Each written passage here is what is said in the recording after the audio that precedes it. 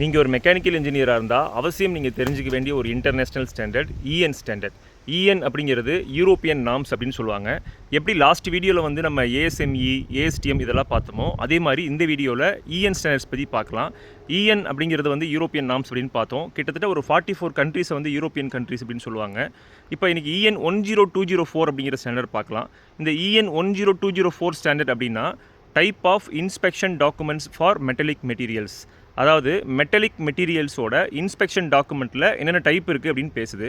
பொதுவாக ஒரு inspection document அப்படின்னா ஒரு ப்ராடக்ட்டு ஆர் மெட்டீரியலோட ஸ்பெசிஃபிகேஷன் வந்து அந்த கஸ்டமருடைய பர்ச்சேஸ் ஆர்டருக்காக மீட் அவுட் ஆயிருச்சா அப்படின்னு சொல்லி அந்த கம்பெனி அந்த மேனுஃபேக்சரர் சர்டிஃபைட் பண்ணி கொடுக்கறது தான் இன்ஸ்பெக்ஷன் டாக்குமெண்ட்டு.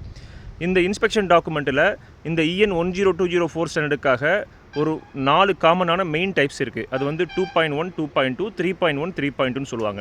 இதில் 3.1 அப்படிங்கிறது அந்த மேனுஃபேக்சரரே சர்டிஃபைட் பண்ணி அந்த கஸ்டமருக்கு கொடுக்குறது. 3.2ங்கிறது கஸ்டமர் இதுலேருந்து வந்து செக் பண்ணி கஸ்டமரோட ரெப்ரசன்டேட்டிவ் செக் பண்ணி எடுத்துகிட்டு போவாங்க.